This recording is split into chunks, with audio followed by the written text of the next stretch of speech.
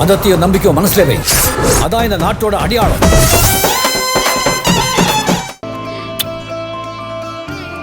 இனிமே இப்படி எல்லாம் பண்ணக்கூடாது, சரியா?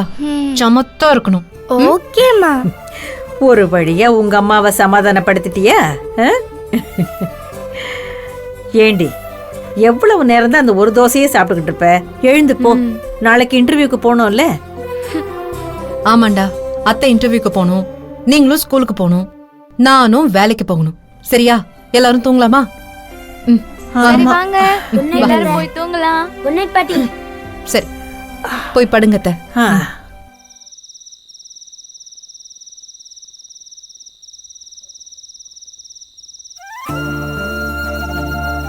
அம்மா, திவ்யாவுக்கு பால் ஆத்தி வைங்க, நாங்க 2 பேரும் வாக் போயிட்டு வந்துடுறோம். சரிப்பா.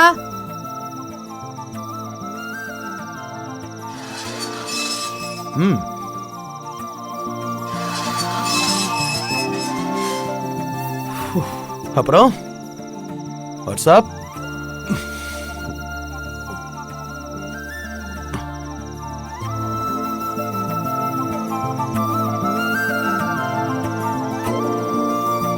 திவ்யா, எப்பவுமே வாக் ஸ்டார்ட் பண்ணதும் இன்னைக்கு நாள்ல என்ன நடந்துச்சுன்னு ஒண்ணு விடாம சொல்லுவ.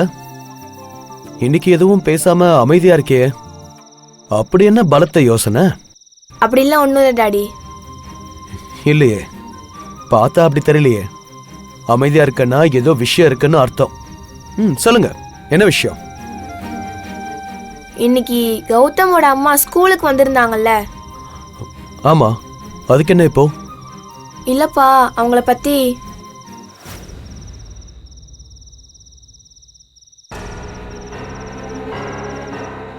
ஏன் டாடி நின்னுட்டீங்க? என்னாச்சு? திவ்யா, அப்பவே இத பத்தி எல்லாம் பேசியாச்சுல. இனிமே நீயும் சண்டை போட மாட்டேன்னு அப்பாவுக்கு ப்ராமிஸ் பண்ணிருக்க. அப்புறம் எதுக்கு திரும்ப அவங்க பேச்சை எடுக்கிற? அது இல்ல டாடி, கௌதமோட அம்மா ரொம்ப ஸ்வீட்டா பேசினாங்க. அவங்க பொண்ணு அடிச்சதுக்கு என்ன திட்டுவாங்கன்னு பார்த்தா என்கிட்ட கொஞ்சம் பேசினாங்க. ரொம்ப நல்ல ஆன்ட்டி. எனக்கு அவங்கள ரொம்ப பிடிச்சிருக்கு. யாரு அவங்க? நல்லவங்களா? ஸ்வீட்டா பேசினாங்களா? ஸ்கூல்ல டாடி கிட்ட எப்படி சண்டை போட்டாங்க தெரியுமா? அதெல்லாம் இல்ல டாடி. நீ அவங்க கிட்ட கோவமா பேசியிருப்ப, பதிலுக்கும் அவங்களும் பேசியிருப்பாங்க. அது உங்களுக்கு சண்டை மாதிரி தெரிஞ்சிருக்கும். அவங்களுக்கு கோவமாலாம் பேச வராது டாடி. யாருக்கு? அவங்களுக்கு கோவமா பேச வராதா? ஆமா ஆமா, பேசவே வராது. ஏய் திவ்யா, உன்னோட உலகமே நான் தானே சொல்லுவ. இன்னைக்கு ஒரு நாள் அவங்கள பார்த்ததுக்கே உன் டாடிய விட்டு கொடுத்து பேசுற? நான் எங்க டாடி உன்னை விட்டு கொடுத்தேன்? என்னைக்கும் என் உலகம் நீ மட்டும்தான். அந்த ஆன்ட்டி நல்லவங்களா இருக்காங்கன்னு பிடிச்சிருக்குன்னு தான் சொன்னேன், அவ்வளவுதான். சரி சரி, ஆன்ட்டி புராணம் போதும், திரும்ப வீட்டுக்கு போலாம். அப்பா அப்பா, இன்னும் கொஞ்சம் தூரம் போலாமே. இன்னைக்கு இது போதும். Daddy daddy daddy daddy daddy. சொல்லு. நான் ஒன்னு கேட்கவா? கேளு.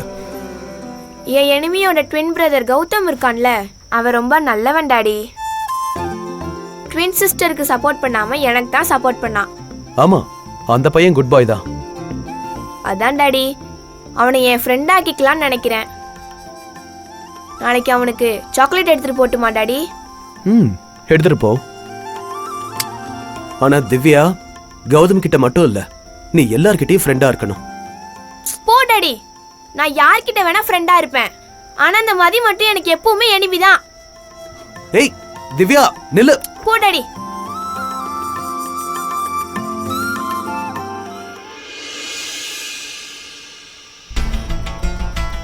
உருப்படியா ஒரு தொழிலும் பண்றதில்ல. இவ்வளவு நேரம் ஆச்சு, என்னதான் பண்றாரோ இந்த ஆளு.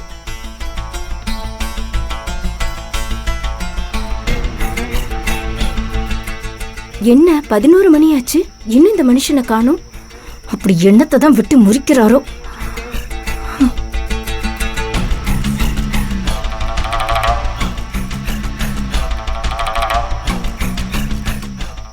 யோ நில்லியா, ஒன்னுத்தையும் உருப்படியா பண்றதில்ல. வீட்டுக்காவது நேரத்துக்கு வரலாம்ல. மாச சம்பளம் ஒழுங்கா வாங்குறவனே வீட்டுக்கு நேரத்துக்கு வரான். அவனுக்கெல்லாம் ஒரு வேலை, எனக்கு அப்படியா? பல பிசினஸ் பண்றவன், பல வேலை இருக்கும்ல.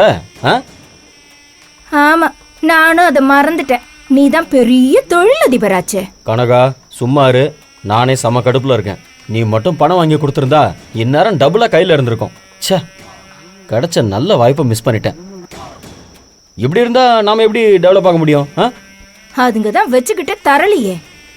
நாம எங்க வளர்ந்துருவோன்னு நம்மள அமுக்கணும்னு நினைக்குதுங்க உங்க வீட்டு ஆளுங்க. நான் என்னத்த பண்ண? சரி, உங்க நட்பு வட்டாரத்துல யார்கிட்டயாவது கேட்கலாம்ல? நான் சும்மா ஃபோன் பண்ணாலே பணம் கேட்பேன்னு ஒருத்தனும் ஃபோன் எடுக்க மாட்டேங்கிறான். அப்புறம் எங்கிறது கேட்கறது? அதனால தான் உங்ககிட்ட கேட்டேன். என்ன பண்றது, நம்ம பழக்க வழக்கம் அப்படி இருக்கு. நானும் ஒரு 10,000 ரூபாய் போச்சுங்கிற கடுப்புல தான் இருக்கேன். எனக்கு வேற அவசரமா இப்போ ஒரு 10,000 ரூபாய் வேணும். என்னது 10,000-மா?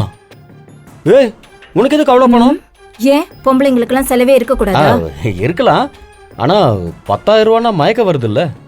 உன்கிட்ட 10 ரூபா கேட்டாலும் இதே மயக்கம் தான் வரப்போகுது. நீ வெறும் எம்டி பேக்கெட் தானே. இன்னைக்கு என் மகேஷ் சித்தி கூப்பிட்டுருந்தாங்க. ஊர்ல என்னோட செட்டு துர்கா இருக்கால, அவளும் நம்மள மாதிரி தான். கல்யாணமாகி பல வருஷம் ஆகியும் குழந்தையே இல்லாம கஷ்டப்பட்டுட்டு இருக்கான்னு சொல்லி தெரிஞ்சவங்க மூலமா கேரளால இதுக்குன்னே ஸ்பெஷலா இருக்கிற ஒரு மாந்திரிகரை வர சொல்லி இப்போ குழந்தை பிறக்கிறதுக்காக யாகம் பண்ணியிருக்காங்க.